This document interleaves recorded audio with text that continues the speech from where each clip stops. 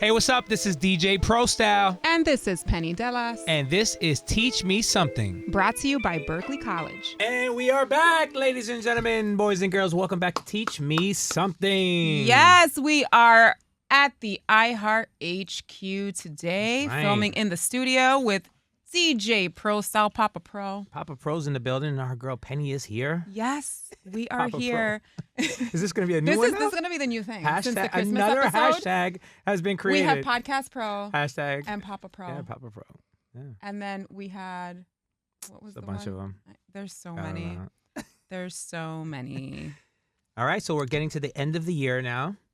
We have We to go are. out strong.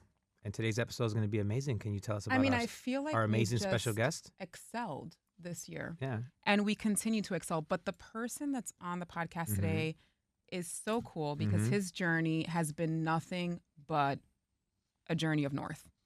And he is a close friend of mine. And I'm very excited to introduce this guest. We are here with Angel Soriano, known as Mr. Goodfella. From DJ to working with CBS on the Drew Barrymore Show. Shout out to Yes. Angel I like that in the intro. studio. That was nice. We are here. That was nice. That was a nice one. Yes. I'll never get a nicer intro ever again. It's all right. You can always grab this from the, from wherever it airs. You can use it. I'm gonna use it forever. Exactly. Do you need a drop? Let I me do. know. I do. All right, great. Subió la libra. So, the equity has gone through the roof. Mm-hmm. So, Angel, you entered the music industry at 12 years old. Yeah. You founded your own company by the age of 18. Yeah. And today you serve as the studio staff head for CBS Paramount's Emmy award-winning Drew Barrymore Show. Yes, sir. Wow. See, How, I'm gonna have Incredible. to use this Isn't- whole. This is This is great. gonna be like the highlight of my whole This career. is great. it's It's so amazing. beautiful. You've come a long way from interviewing Prostyle and Vintage. Yeah. Wow. We're going to go right to that. I mean, Yeah, that was you big know. too. That Hey, was, me now it's a battle for the first, but I think I'm gonna give that one the first because Yeah. Pro's right Yeah, across yeah, from me. Because you I'm know? here in the building.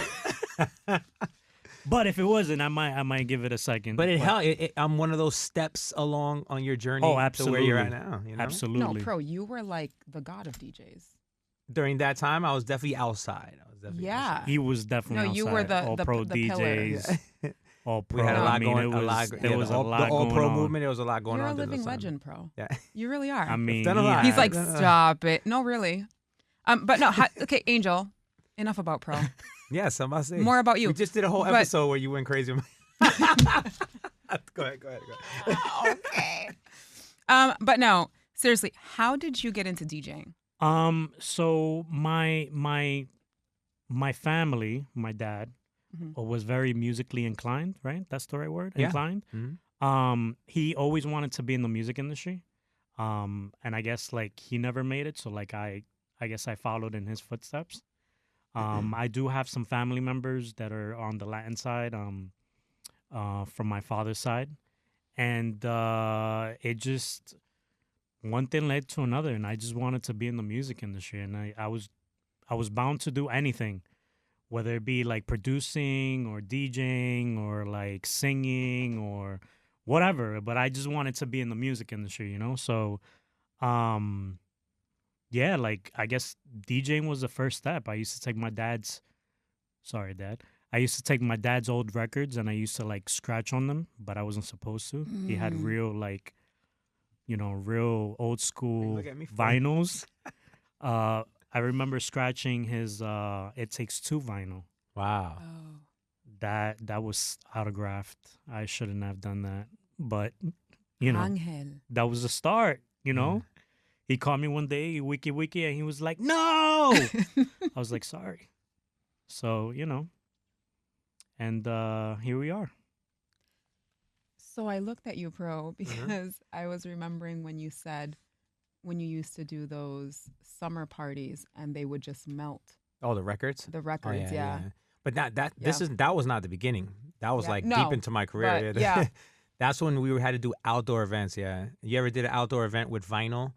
No, Did you ever DJ on vinyl? I DJ'd. So I DJ'd on CDs. I didn't. Okay. I wasn't at the vinyl stage. All right. The vinyl stage was a little Before that. a little before Yeah, me, yeah, you know. yeah. So I did do the CDs, and let me tell you, If I carried CDs and CDs were heavy, I can't imagine carrying around crates of vinyls. No, it took a whole team. That's why back in those days I had such a big team, right? Everyone, Huge. and that was also a way to get into the club. You know, that's Club 101. Carry Right, the fanboy. crates, carry the DJ's Yeah. crates. How many crates I got? I got six people coming in carrying crates. My whole Right. team's in the building already. So, Right. but yeah, it was. That's a whole nother episode you guys could check out. But we were talking about how when I would do outdoor events, whether it was in Florida or sometimes LA or wherever it was that was hot, Yeah. the vinyls would literally melt Oof. while you're playing the record. They would literally, you could actually start seeing them go like this and warp in real time. And it was like, oh my God. That's real life. It was devastating because some vinyl, you had to start thinking like, I have to stop playing. I'm not going Right. to ruin these vinyls are too hard to get. And if it was like, a hit at the time, and you couldn't get it. And back then, remember, so back then it wasn't like now where, you could just download the record and you own it forever. If you had it on vinyl and they stopped making the vinyl, that's it. That's it. So, my advantage when I was young DJing compared to these days is that everybody couldn't just be a DJ because you had to have the music. Right. And so, like, if I went and did a crazy old school set, that's because I had the records. Exclusivity. So I could play the Slick Rick records, the this, that, Biz Marquis, blah, blah, blah, and have two of the vinyls too. So I can loop Right. it, blah, blah, blah, the Pete Rock, CL Smooth, and keep going. If you came into the game later on, unless you got, like, I was lucky enough to get it from another DJ. And, back then it's like now you ask somebody, you could come up to me. If I'm cool with you, I just give you my whole, hard drive. You Right, have right. Here's Yeah, 50,000 songs. You have everything you could think of, every genre of music from old to new. Where back then it wasn't like that. So you could be real passionate about wanting to do it back then, but it would be very expensive because you have to buy the records. And if you couldn't get a hold of the vinyl, then it wasn't happening. Right. Yeah. Right. But what was happening was Angel founding his own company at Yes. 18. Right. So, in the spirit of that, what did entrepreneurship look like for you at that time? So the way that we came upon that was, so I was in college, getting ready to come into. I went to Mercy College, and I bumped into this kid who was just like, he was playing on the piano, and I'm getting to class late, and he's late, and so we link up, and I had DJ gear, but I didn't have equipment. So I'm like, this would be a perfect time, whatever. And this kid, he had tons of equipment. Like his dad was like a gearhead. And so we created a company. And I told him, I said, well, I'm a DJ. You have gear that's like sitting there that's not doing anything. Let's collab and, we become a company. So we become a company. And I just started doing like house parties and, basically events. But at this point in time, we're carrying around like two like 18-inch Subwoofers. like PVs, like the all-in-ones with the subwoofers, like huge. And we're like carrying these up to like apartments, and it's insane. That was a good time, right? House parties were a good time. My back is probably still hurting from that. I'm probably still feeling it because equipment was very heavy back in the day. It's funny because I just saw on social media, they have this whole thing on social media going on where is it the why where they show the person like going from that to this, like they show somebody on stage, Right, and then right. all of a sudden and somebody else showing themselves like DJing an event, and then they show them after. And they're like lugging the speakers and the lights and stuff out. Like it's all great, but somebody gotta stay back and bring all this stuff Let me out. tell you, if Yeah. I could record today that equipment, because we no longer have it. It's been blown out, or it's in the garbage somewhere. Yeah. I definitely would do one of those videos. Yeah. Because let me tell you again, like I'm talking about, these speakers were taller than me, and I'm short.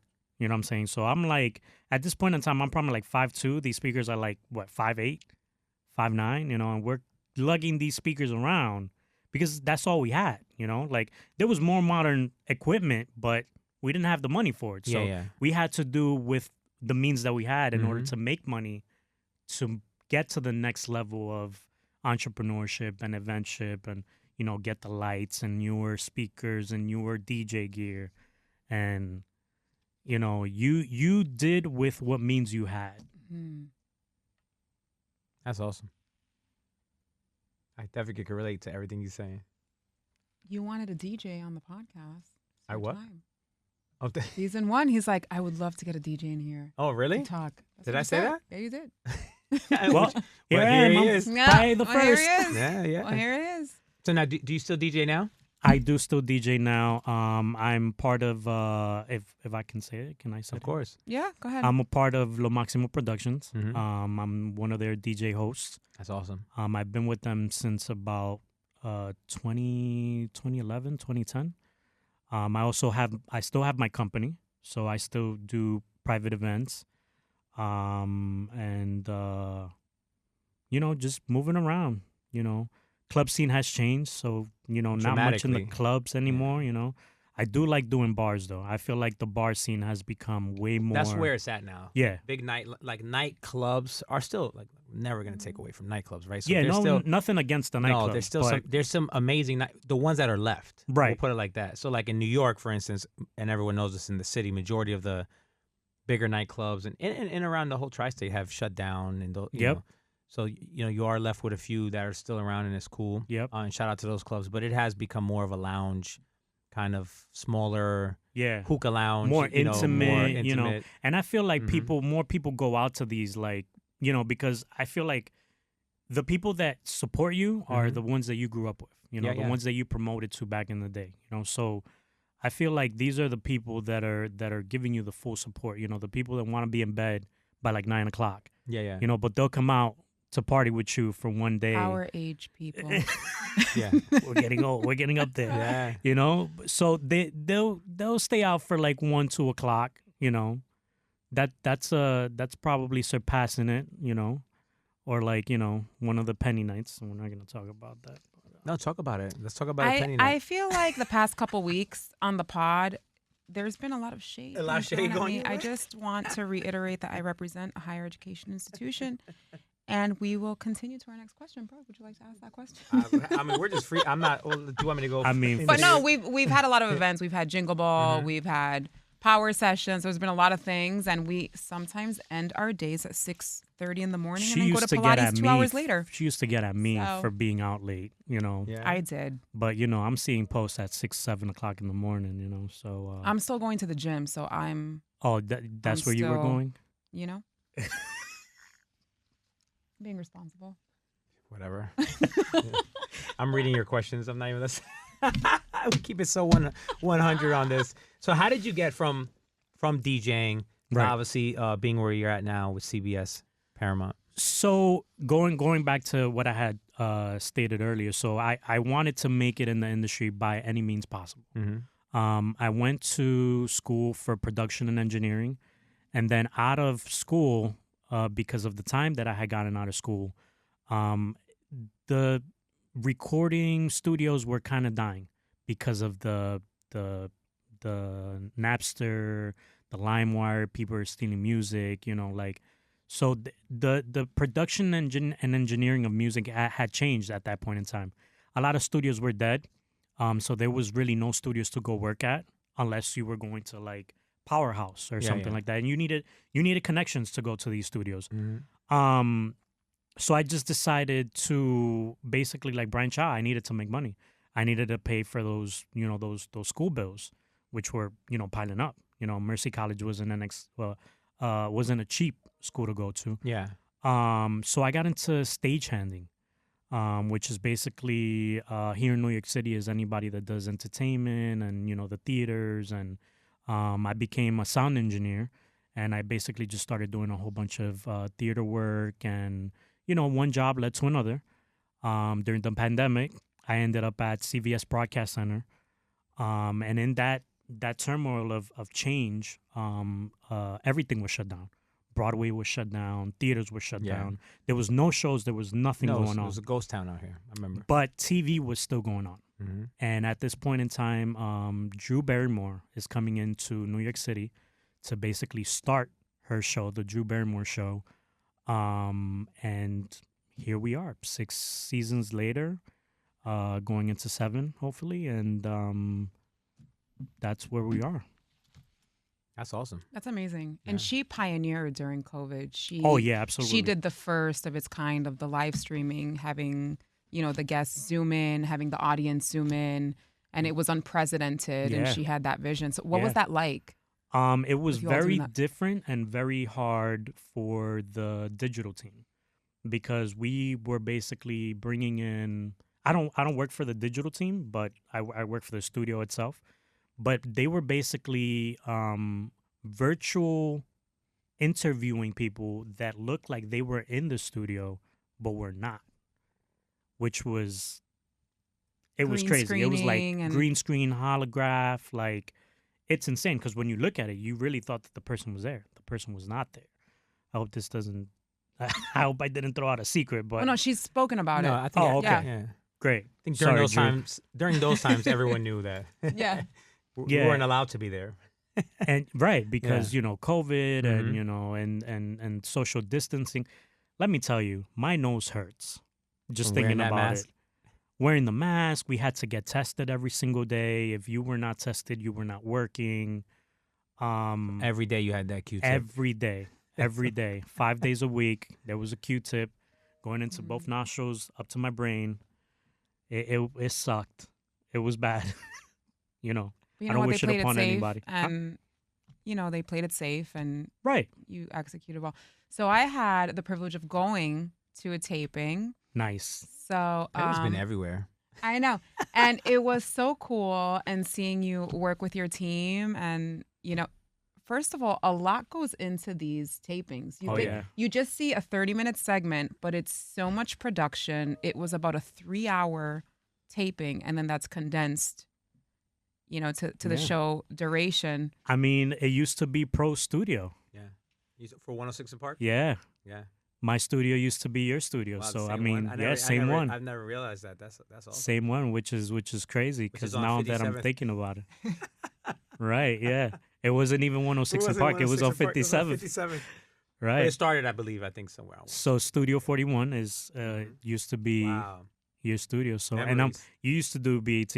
Of course. So I you- did 106 in Park 106 in for Park. over 10 years. So you would know, like basically it wasn't Oh, I know the whole behind the scenes. Yeah. Yeah, a lot. know? A lot. There's a lot of work. I mean, it starts in the morning. right. It starts in the morning from meetings to Yep. walkthroughs to, stage setup. And to that 30-minute to 1 hour show yeah. takes like a lot. hours. Yeah. Hours. But we get it done. We make the magic happen. Yeah, my job was easy. I just watched you on TV, Pro, so I didn't have to. There's a lot. There was a lot back then. That, I'm gonna reach out when they're in town. Actually, that's you just brought up some great guests, and hopefully they're watching. We gotta get Terrence and Roxy, or maybe one of them in here, or even my man Nice. Tigger, or even Jaleesa, somebody from that. Got the honor of work with all of them, but that would be awesome. So they could explain really what was going down behind the scenes leading That up would be to. a cool conversation. Because what you see on TV is one thing, but the preparation leading up Mhm. to The it, behind the the scripts, scenes. changing the scripts, and back then, it's amazing because reading prompters, live studio audience, they're counting in your ear, they're telling you Yeah. as you read, there's a word coming up, skip past that word, like it's crazy. Like The stop and go and the yeah, go stop and the and stop. go, take a pause here, wait, Yep. don't here, we're gonna jump past this line, go to the next one. I remember having those in my. And Actually- here I am, like I used to be the kid who wouldn't even read in school, like out loud, and then I'm finding myself like reading on TV with like a million people watching. So I actually have some memorabilia that I have from the studio because I'm one of the studio heads now. And I would love to bring that for you guys for when that interview does happen, Okay, which is a boxing glove from one of your dressing rooms.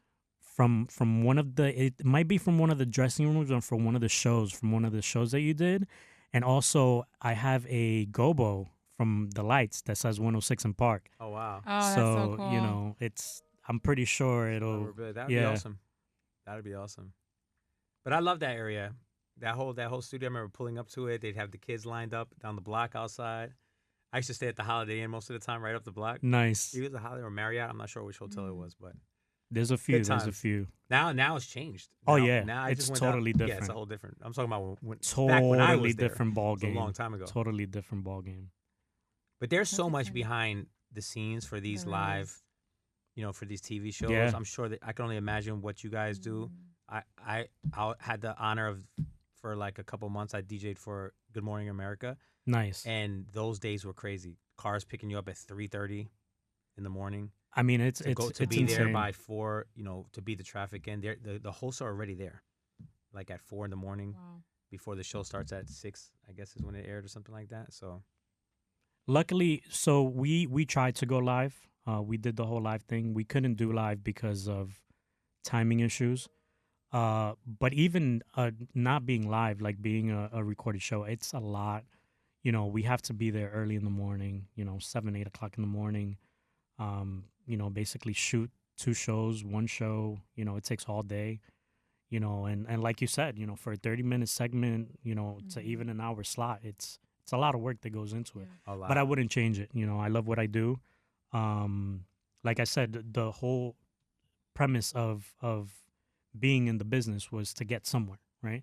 And this is a part of getting somewhere and being somewhere. And here we are. Teach me something. Yeah. I love it. Well, so you're proudly Dominican and Puerto Rican. Yes. Who cooks better? What side? Ah, man. Don't worry. For the we holidays, won't air this clip right here. Like for the holidays or just in general? It's gonna go viral. Yeah, who's a better cook, the Dominican or the Puerto Rican? Let me see what you say here. Who has better food? Just say that one. I plead the fifth. Wow. I can't do we that know what one. the answer is. I can't do that You're one. half and half, so you're good. You can't say nothing wrong. But I might go get a sancocho after this. Well, there we go. There we go. How has your cultural identity influenced your sound, your work ethic, and your approach to entertainment? Wow. That's a good question. Mm-hmm. Make sure you send me that. I might have to ask people that same question. We ask good questions here. That was a good one. That was a good one. He's buying himself time to figure out the answer. Yeah. Well, musically, right? So Yes. I grew up with a lot of old school music, right? So like the Beatles. My dad was like a rock head, believe it or not. Same with my dad. Yeah. Your dad the Dominican one? Yeah. Same with my dad. So like I grew up with a lot of like, old school music, like early in the morning, but then it would quickly change, once mama woke up. Because now we playing salsa, now, we motivated into the drinking time. So now we playing merengue, and, growing up, it influences you as a DJ, right? Because you become versatile.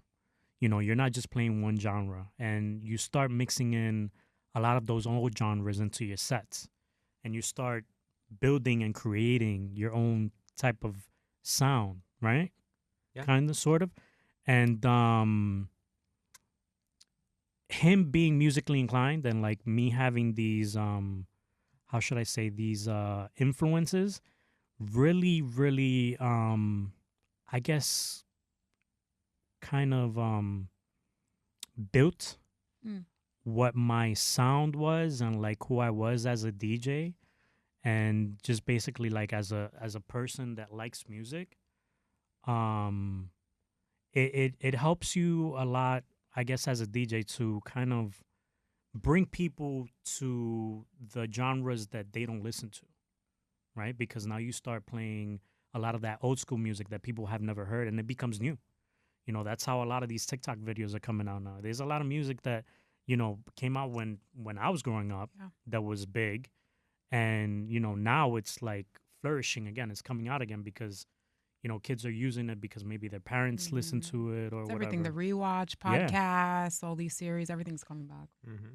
So we are vintage and also trending. There you go. That was good too.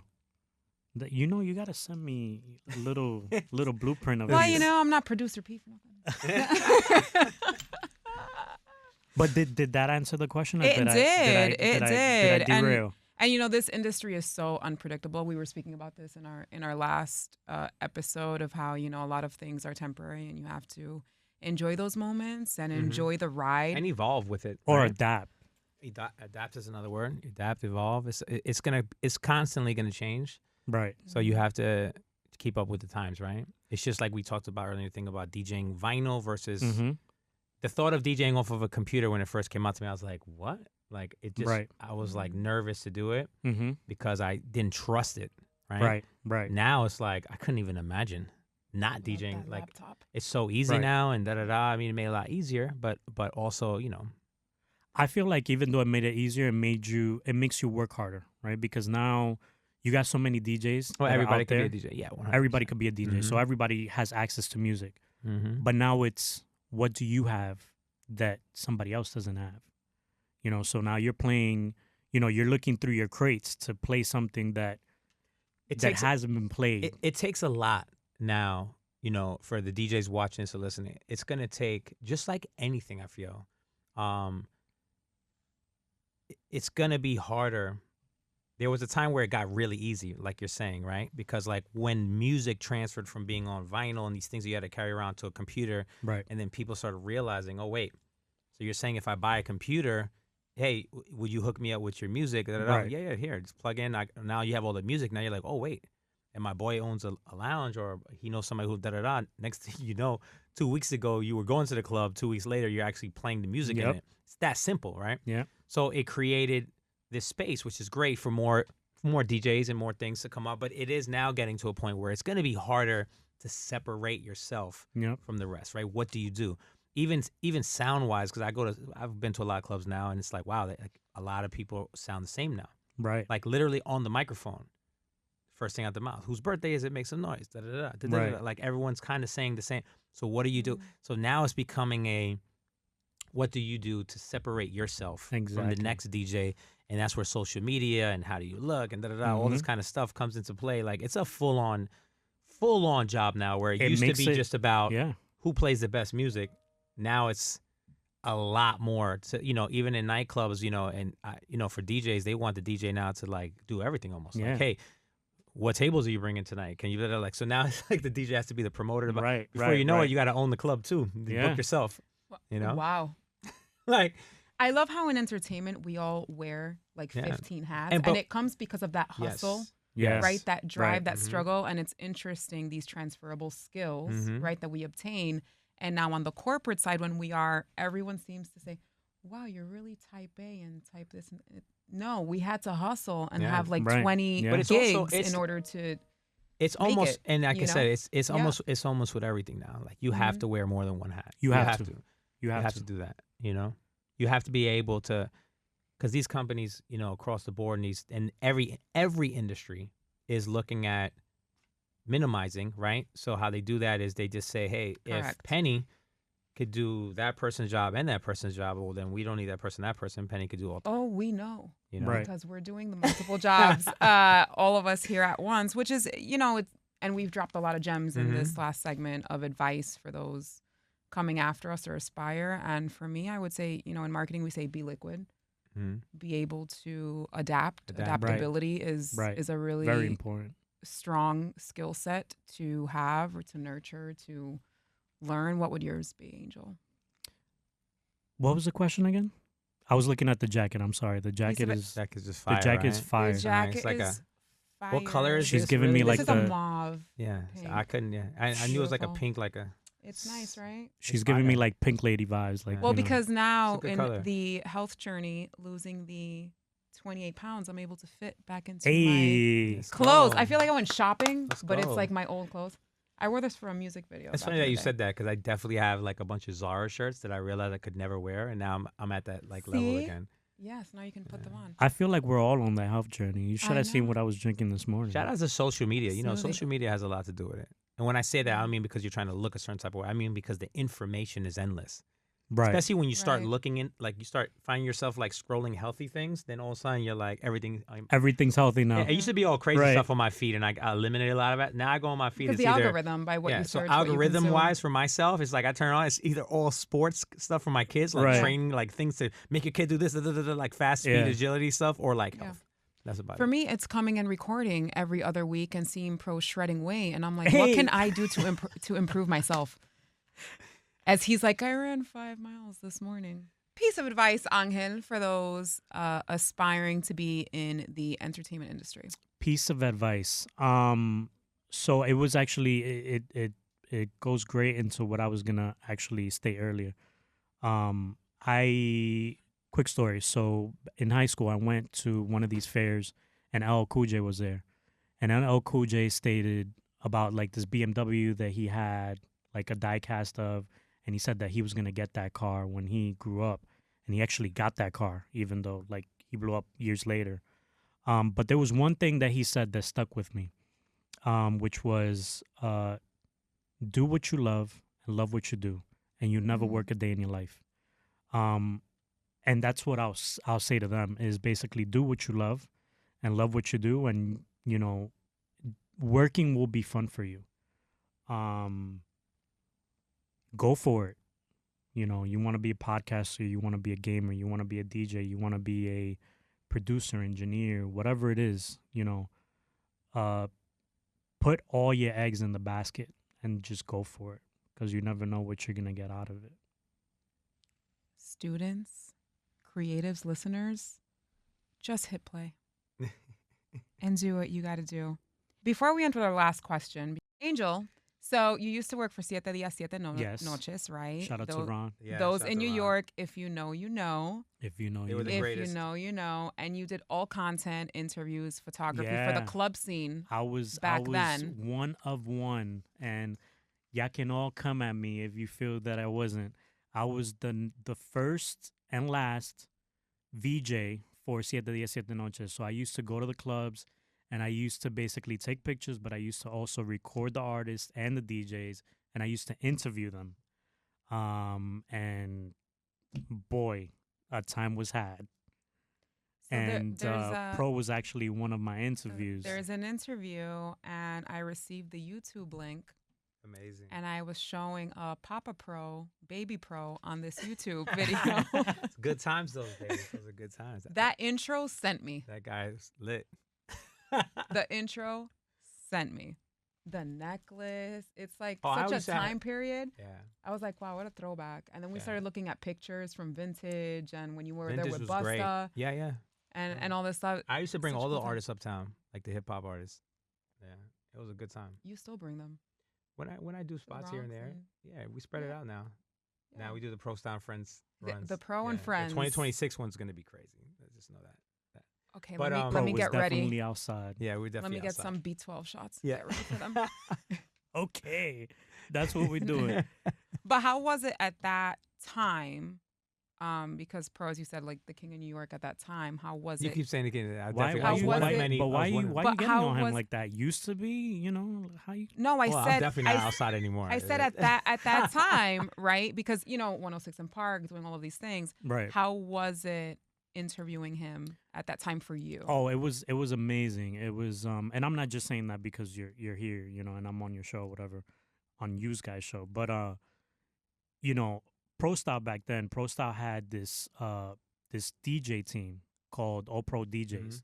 He also had, you know, All Pro. I mean, these guys were walking around with big chains that said All Pro on them, and I was like, you know, damn, I want to be an All Pro DJ, you know, and you know, but I was like in my own lane, you know what I'm saying? So like I used to do everything to try and like catch Pro, you know what I'm saying? And like I used to always see him at the club, you know, any club that I went to, because I was a photographer, videographer for Siete Días, you know, also a host.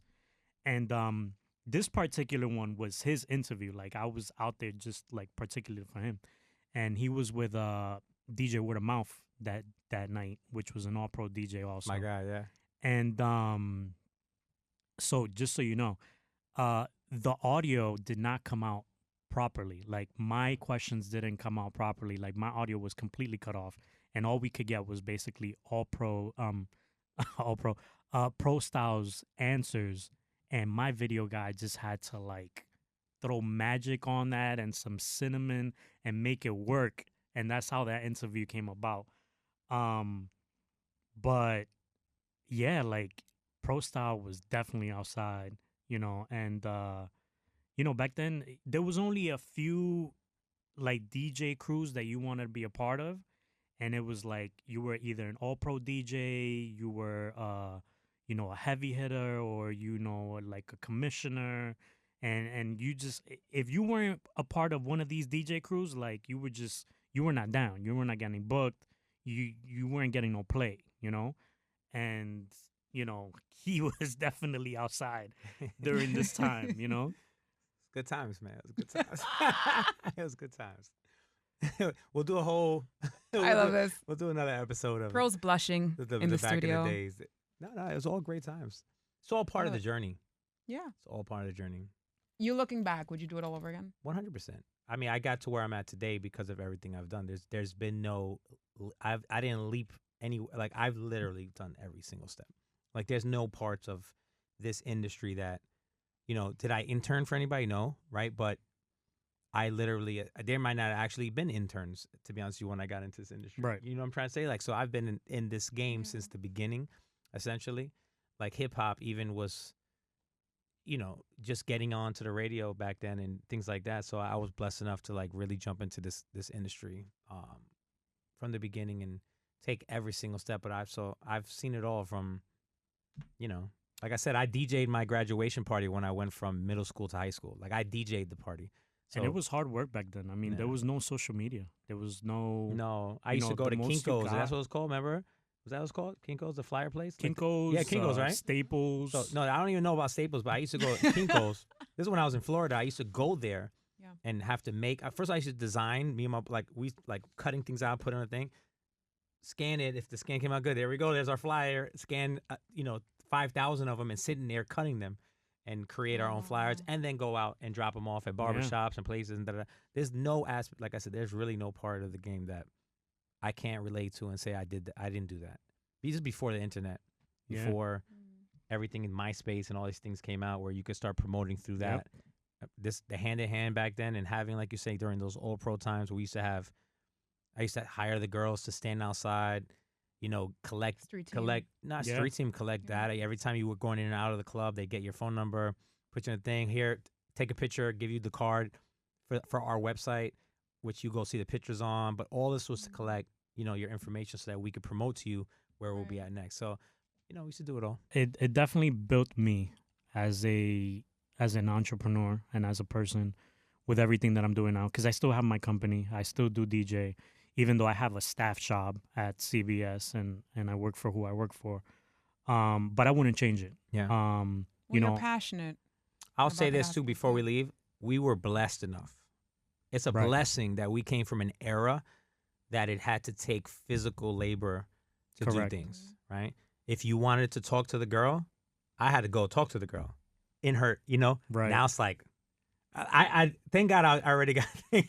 That's another episode, right? Like, thank God I got engaged and married prior to being this whole like Instagram and everything like that, because it's just a mass dating service is what it became. Like nobody talks to anybody. I'm like, I got friends that'll talk to a girl. I'm like, so did you talk to her? Like, nah, I hit her on the D. I'm like, you haven't physically went up to her and said, like, you used to have to go out and actually meet people Send in a person, drink face to over, face, speak to them. Marisa's like, let me tell you about work some back stories. then. So back then, if you wanted to create a name for yourself, you had to put in that work. You had to. You had to be outside. You had to put network, in, the boots on the ground footwork, Oh, that yeah. street team, that promo team, and really, we know about the promo teams. I was outside Angel, 3 days a week yeah. for one night event. Yeah.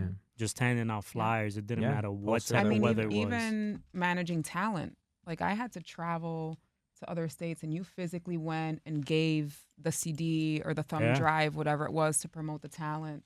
Like now you can just send an email, now it's a DM. But that's why the industry, that's why I say we're blessed, because unfortunately for the next generations coming up now or behind them, imagine our kids and their kids. Like, Right. what actual jobs are going to be left? Right. You understand? So Right. I think on that note, it's time to close it out. It is. So, Angel, we ask all our guests, in one word, what would your legacy be? One word. That's a big question too. That's a good one. Legacy. Evolution. It's a good one.